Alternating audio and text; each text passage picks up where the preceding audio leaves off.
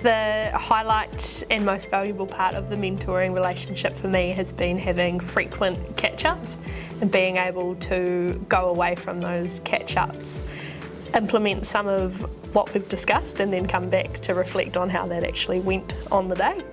It has also been getting an understanding from someone who's got slightly more governance experience, or a lot more governance experience, as to it's okay. These situations, it's not a first. This is not exactly normal, but these things do happen in different boardrooms. So getting that confidence and being able to bounce different ideas off someone who's been in those situations has been a highlight for me. Well, the most important aspect or highlight for me in the mentoring relationship was, I guess, learning as if I needed to that boardrooms are the same everywhere. So the boardroom that I operate in is quite different in terms of the people and the scale of the business compared to where Chloe is, but exactly the same issues are going on. There's discussions about management and governance relationships, there's discussions about money, there's discussions about all the same stuff. And so I guess a highlight for me is, hey, we're all in this game together in governance, and it doesn't really matter what the title of the company is, it's the same stuff, different name, different day.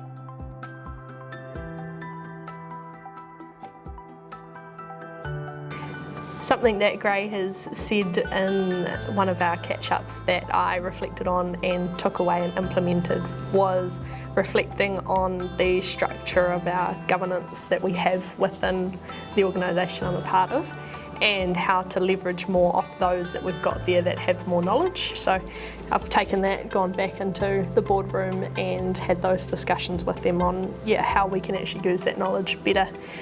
Which has then helped with some more challenging conversations that have come our way, and being able to really utilise their experience to help guide us when we're quite new and fresh in that space.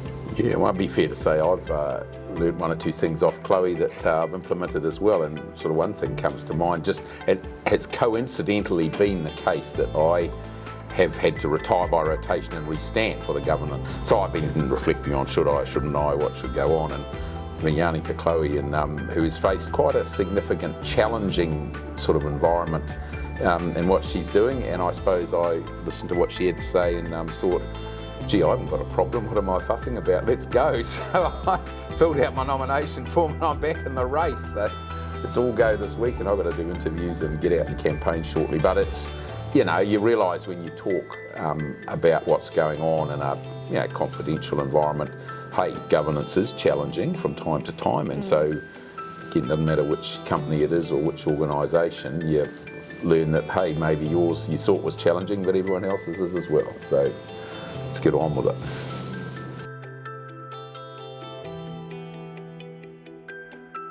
A thing that perhaps didn't anticipate, but it was useful reflection, is all of us, regardless of who we are, face, the challenge of allocating our time. So, you think about you got your governance, you got your career, you got your family, you got, in my case, kids and grandkids, and you got all this other stuff. And so we end up sort of talking a bit about, how do you balance all this out, because it is tough. And especially the higher you get up in governance and the demands get higher. So you end up with a bit of sort of how do you box all this up and make sure that all of it is dealt with. That was quite an unexpected but helpful. One thing that surprised me was probably some of the topics that we got on, and I think it was great at times. I think we both did a lot of listening, like you said, stayed above the trees. We knew when to go down into the weeds, but we commented why we were doing it and then came back up, and that was where a lot of learning happened for me, which was awesome.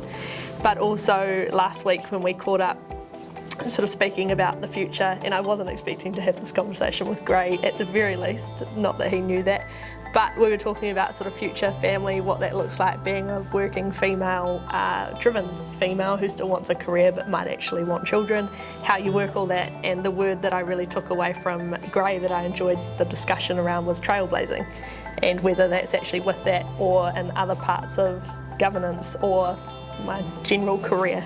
That was something that really stuck with me, and I really enjoyed the conversation and the way that we shaped it as to how you can look at those things going forward. And I think that's a new thing in terms of culture and approach that a lot of people could probably actually take some tips on how to have that conversation with others. So yeah, that was awesome.